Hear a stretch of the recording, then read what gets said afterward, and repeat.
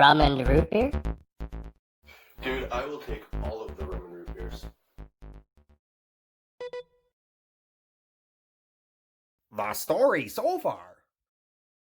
Telling you some shit. Telling you some shit. Telling you some shit about Wolverine, yeah! 1832 to 1909. In 1832, Wolverine was born as James Howlett, son to wealthy landowners in Alberta, Canada. In 1845, his powers manifested. It goes horribly wrong, and he ends up having to make a run for it. He goes with his friend Rose, and they end up in a BC stone quarry, where he works for some time until that goes horribly wrong, and he ends up going feral for like 60 years in the woods. He ends up being captured by Hugo the Great Circus, and ends up being experimented upon by Mr. Sinister, who is operating out of the Ravenloft Institute for the Mentally Disturbed.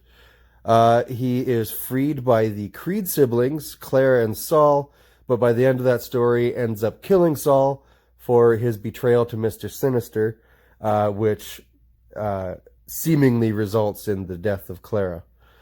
Sometime after that, he encounters Romulus, a bad guy, and allies with him, which turns out to be super dumb.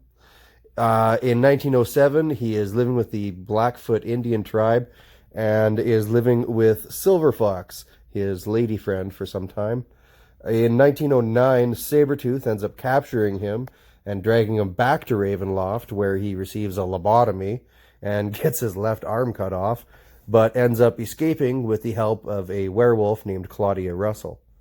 Sometime after that, Sabretooth ends up tracking down where he is living with Silver Fox, assaults and kills her, and nearly kills Wolverine. He ends up going feral again and ends up being manipulated by Sabretooth into killing the nearby town for it. Apparently forgetting that Sabretooth was the one that actually did it. Later on, he ends up leaving Canada and going to Madripoor, a small island nation run by various criminal organizations, and he meets a lady named Seraph, who is an operative for an interdimensional firm named Lando, Luckman, and Lake. I told you some shit. I told you some shit. I told you some shit about Wolverine, yeah!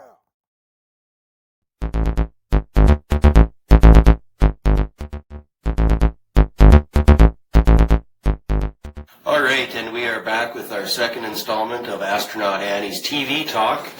We have been looking into the series Supernatural, which just ended recently, and we've just been going season by season, picking out what Astronaut Annie feels are the best and the worst episodes of each season. And so we're going to move on to Season 2, Astronaut Annie. What's the worst episode? Well, I would have to say overall Season 2 was a fairly well done season. Some episodes may have had cringeworthy moment or two, but overall I can't really say that there was any one episode that stuck out as a bad one. Typical early season shit. Yeah, your first season kind of has its downfalls. Mm-hmm. Some of the highlights I'd find from this season would be different guest appearances, like Linda Blair of Exorcist fame. We had the first appearance of the Trickster in this season. He happens to be one of my favorite characters. And then we also had the introduction of the Roadhouse and Alan, Joe, and Ash, who kind of become pivotal in this particular season. Those are also pretty big elements. Loki is a fun character. And the Roadhouse is also a really big part of the early part of the show. Yes. But let's rewind it a little bit and get back to it. What was the biggest piece of shit all season? What was the dog turd episode of the season? Was there one? I didn't find one myself. I kind of enjoyed the entire season as a whole. That's nice. Yeah. As a whole. As a whole. As a whole. All right, well, what was the best one? My favorite episode would happen to be the season finale again. All Hell Breaks Loose Part 2. In this episode, you have Dean selling his soul to resurrect Sam, who died in the previous episode. Don't sell your soul, kids. Not a good idea. You also have the opening of the Devil's Gate, their father John being released from hell, which at this point they didn't know he was actually there. Had we seen him anywhere but in flashbacks until season 2? We saw him more towards the end of season 1, and he died at the beginning of season 2. Oh, right, there's that big car wreck. Yes, and he sells his soul in order to make sure that Dean survives. To save the day. Yes. Cool. Seems to be a family thing, selling their soul. They're really a self-sacrificing bunch. Yes. And so when the boys released John from hell, he helped them finally defeat Azazel and... Azazel, the yellow-eyed demon? Yes. I'm paying And, attention. and once this happens, they realize that they have not only killed Azazel, but they've opened the Devil's Gate and released hundreds of demons. And they just kind of watch them all float away in their little black cloud of dust and realize they are in for a lot of work. They fucked up. Big time.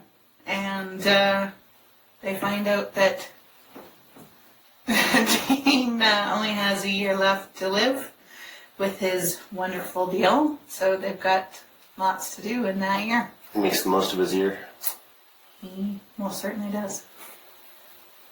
All right. Any final thoughts on season 2? Aside from being a it's all hits, no duds.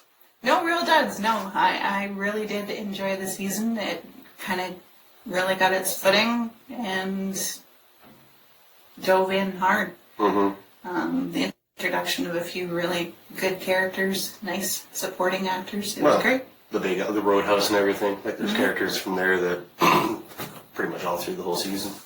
Yeah, sure. Or series, I should say. For the first part of the series, yeah. They played big parts in everything, so it was really nice. Really nice introduction. Awesome. All right. Well, that's it. Goodbye, Astronaut Annie. Hey. Hi. Hey. How's it going?